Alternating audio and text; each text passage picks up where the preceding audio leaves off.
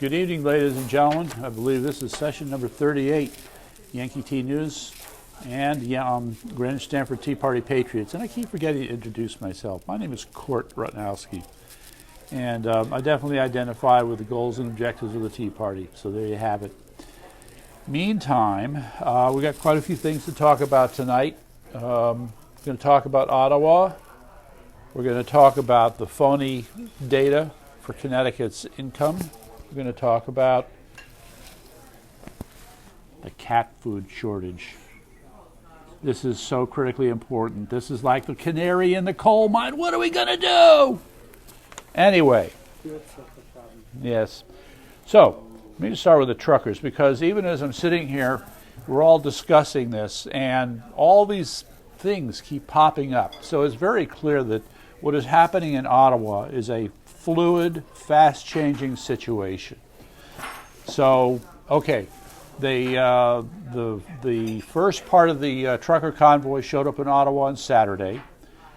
The Prime Minister was in hiding, soy boy that he is, and it wasn't until today that he finally shows up and shows that he can be quite obnoxious by insisting that he likes Black Lives Matter better than the people that are of his own country. Okay, so he was saying, I align with people like Black Lives Matter who are good people, and I refuse to have anything to do with the people out there who are nothing more than racists and filled with hatred. These are your people, Prime Minister Trudeau. Name-calling your people is not going to get you very far. Then in addition, we have reports that Antifa has shown up, and supposedly the mainstream media has just been following them around as they do their damage. And again, we're confronted with the same question: why aren't the police doing anything? It just continues to boggle the mind.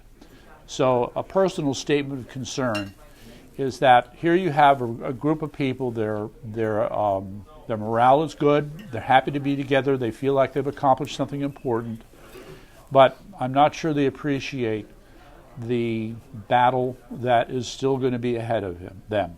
All right? They may have the numbers, but unfortunately, it is still in power. So how this shapes up over the next few days is going to depend upon some pretty creative thinking on both sides' part. And hopefully, they will find a way to encourage Prime Minister Trudeau to see the light and realize that there's more to be gained by the old saying, stoop to conquer, and let those mandates go. Because again, there's no evidence for it, yet he still holds on to it. Anyway, on to number two. Last couple of weeks you had the state of Connecticut claiming that they had a surplus and a revenue surge and all this good stuff. And as usual, you have to kind of go below the headlines and get to the bottom of things. So here we have a gentleman, he's an economist named Donald Klepper Smith of Data Core Partners. And he said in his 40 years of work as an economist, the present misconceptions about the Connecticut economy are unprecedented. He put it simple: we are living off of Uncle Sam. The $2.6 billion in aid that Connecticut has received has helped to prop the economy up. That's equal to more than 10% of the state's annual budget. Okay? Just one stroke of the pen from the federal government. And the other part that should be interesting here, there's two things. All right, they point out that the budget cycle will, for 2024-2025, will again see deficits totaling roughly $2 billion. So I believe that's a little bit higher than it was last time. And the other part is that, to quote the economist Klepper Smith, he said, we are living off of borrowed money, and at some point we have to become self-sustaining. So here are two interesting tidbits. Right now, there are 104,000 fewer jobs in Connecticut than there were back in 2008. Okay? I don't know about you, but when you have 100,000 fewer jobs, the economy is shrunk. Okay? And then the other part, and I think this is the telling one, is that the national average for unemployment is 3.9%. but Connecticut is reported out at 5.8%. And when you do the math, the unemployment in Connecticut is roughly 50% higher than the national average. So fewer jobs, higher unemployment, bigger hands out from the federal government. Are we really doing better, Tyrant Lamont? We would love to know. So let's move on to the next thing. Oh, yes. Now, this should trouble us all. Connecticut pet owners shelters struggling with cat food shortage. See, now, I don't know what I'm going to do, all right? I mean, I have to tell my wife. I mean, she goes out and buys whatever she can get. Now we're not going to be able to get anything for the cats, so I guess we're just going to have to feed them our scraps, aren't we? Wait, you mean we're going to have to give cats human food? Unheard of. Oh, and I've got an idea. So the other problem is that the animal shelters saying they're having trouble getting cat food. Okay, well, we have food banks for humans. Why not food banks for cats? Let's get going. There's your call to action right there. Okay, moving on to the next one. Connecticut's Commie of the Week. Here we go. Rob Baril. Rob Baril happens to be one of the folks who received an award at the Amistad dinner back in December with the Connecticut Communists. So what makes Rob Baril so interesting? He's served on quite a few committees, and let's see, I think the standout to me is he's a member of what's called the Central Connecticut Democrat Socialists of America Closed Group. Yes, they don't like to talk to people, now do they? And he's been a member since August of 2017. Now, Democrat Socialists of America, if you understand ideology, they're kissing cousins to communism. I mean, there's very little difference between the two of them. So he may not be marching around calling himself a communist, but for all intents and purposes, he is. And, again, these guys, I think, what they do is they're involved in these little committees and groups, and they have some simple objectives in front of them. Now, the part that concerns me is that we don't have any clear sense of what their long-term plans are. We're left with these public statements, and we have to interpret them as they are. But I think if we know better, they are very carefully trying to fly under the radar in terms of their political objectives. So he's one. We'll be talking about the others next week. So, meantime, now I need to bring up the Chinese Communist Party subsidiary, better known as Yale University. It's remarkable, okay, that they've had, like many universities, these strict requirements that students get vaccinated, okay, but now Yale has taken it to the next level and demanding that the students are not allowed to eat in restaurants in New Haven. Okay, well, they didn't say anything about it in the other towns in the state. And it's very strange. I mean, why would you do something like that? I mean, are you that paranoid? Are you that so anxious about a disease that has a 99.7% survival rate that you would prohibit students from eating in restaurants? Well, in any event, we have the link up here for an article from, which paper is it? In any event, so they interviewed a lot of the restaurants in the area, and they were expressing their concerns about how it's going to hurt business. So, hey, I would say if you like New Haven at all, why don't you give these people some of your business and make fun of the Yale students who can't be there. Sounds like fun to me. Okay, so there's that. Now, last week I'd mentioned that Stephanowski had finally started campaigning. And there was actually an ad on the I'm not sure which channel it was, but they showed him sitting around the table and saying, yeah, we're going to cut spending, yeah, we're going to restore jobs, yeah, we're going to make the economy stronger.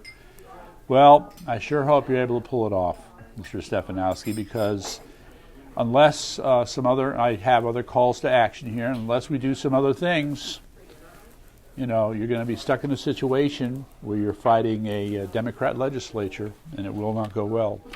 In any event, this article suggests that Donald Trump will take an interest in this campaign, and the title says, Trump will hover over Stephanowski versus Lamont 2.0.